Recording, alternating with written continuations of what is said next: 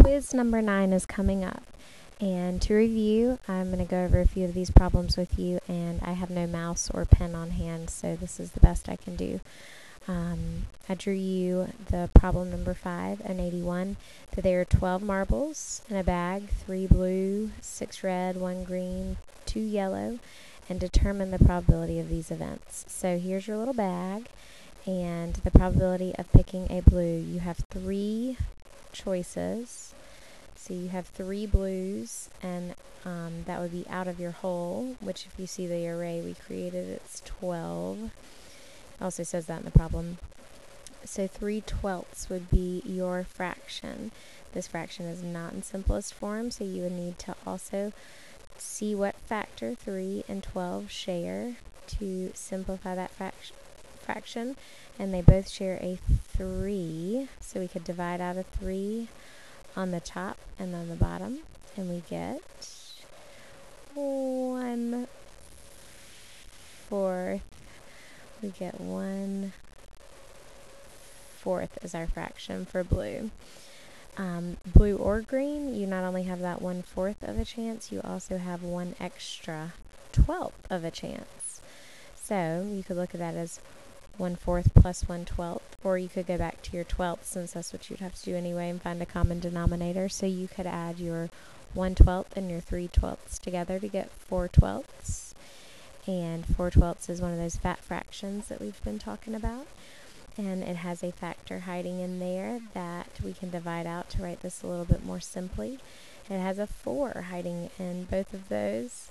So we can divide out a 4/4. Divide out 4 on the top and 4 on the bottom to get 1/3. To get 1/3. So 1/3 of a chance you're going to pick blue or green.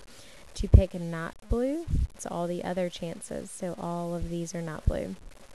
And that is 9 out of the 12 chances that you are not going to pick blue. And again, it's a fat fraction, so we need to simplify that fraction. And 9 and 12 both share a factor of 3. That's the greatest common factor that they share. So we need to divide out a 3/4.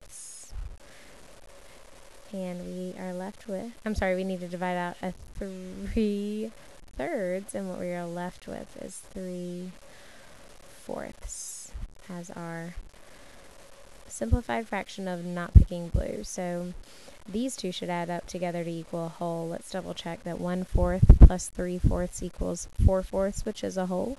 And that is all of our choices there, blue or not blue. That's 100% chance of happening. It's a 1 probability of happening, so double check that always. For the area of a parallelogram, you would have to think about this as a little bit like a rectangle. I kind of took your shape down here. I know it's not perfectly the same, but it's similar, and I chopped it up into its parts so that you could see if I take that triangle on the left hand side and move it over, it looks just like a rectangle. I haven't changed this shape at all. And there, I would use this height, or this side right here, this 3 inches, and my length, which is 6 inches, to find the area, and do my regular area equation, which is 6 times 3, and your area then equals 18 inches, and that's going to be squared, so you're going to need to do your little 2 up here at the top to signify that it is a squared unit, because it's inches times inches as well. For 83, illustrate a rotation of that figure. I drew one on top, so I'm going to rotate it 90 degrees. If it doesn't say in what direction, always assume they're talking about clockwise. Take your arrow and rotate it 90 degrees. Now, some of you were particular about where you rotated it, about a point. Some of you rotated it about an axis. As long as you did that rotation right there, you are good to go. Solve for m plus n. If I plug these numbers in, 4 plus 1. That's really all we have to do. And then add it up, we get 5. 4 plus 1 is 5. For number 1, I lined these numbers up so that we could put them in order so we can compare these columns.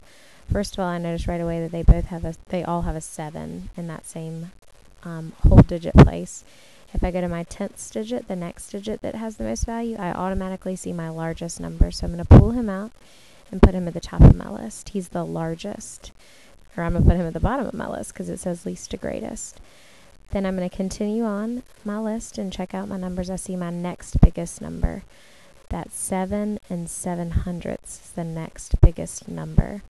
If I continue like I'm going, I notice that 1 is larger than the 0. So I have my next largest number. And then I have my smallest number.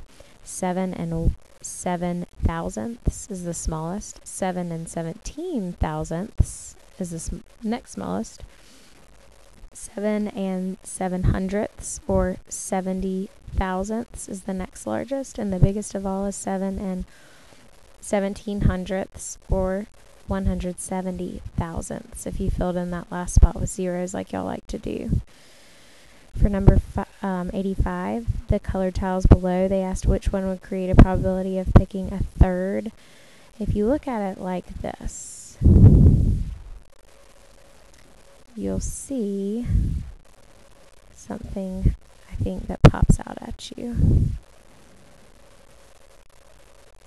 Just kind of lining up our guys that we had. I just colored them the same color that they labeled them. Oh, except blue doesn't really show up, so look hard. Okay, if I make this an even array, let's see, we have 2, 4, 6, 8, 10, 12, so I need to do 3 rows by 4. So let's just do this. And I think you're going to see right away that 3 rows by 4, that a third of this, so if I'm looking at my chunks of 3,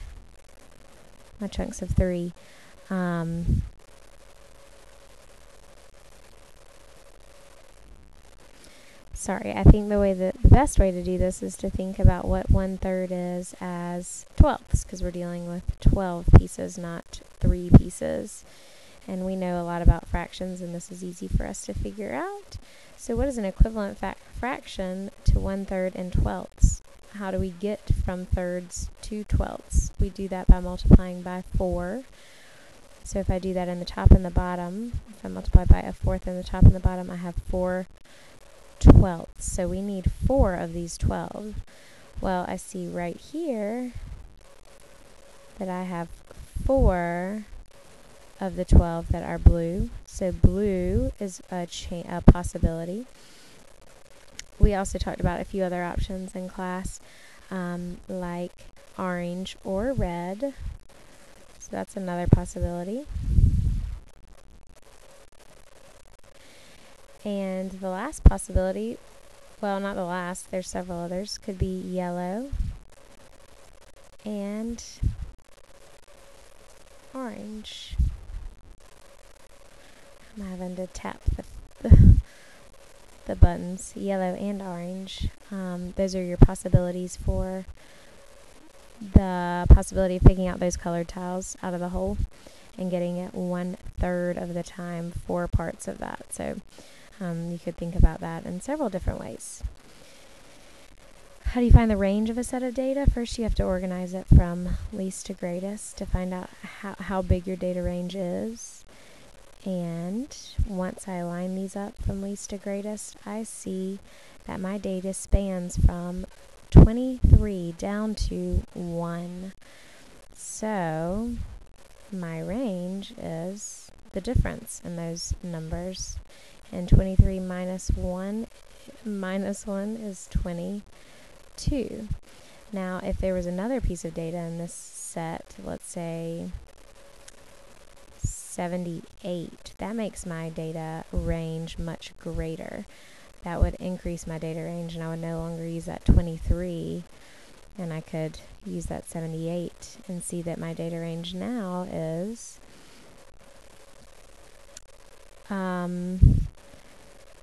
Sorry, 77.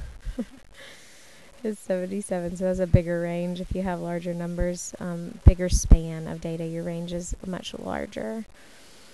The following is not a rectangular prism. It is a rectangular pyramid because it comes up to a point. These guys right here will all come up to a point if you folded them up, just like origami. They would come up to a little point up there, which makes them a prism. which makes them a pyramid. I think I might have said that differently. This guy right here will create a rectangular prism. It will create a rectangular prism where you fold up all the sides and all parts are rectangles. The bases are rectangles. The sides for this are triangles, so that would be a rectangular pyramid.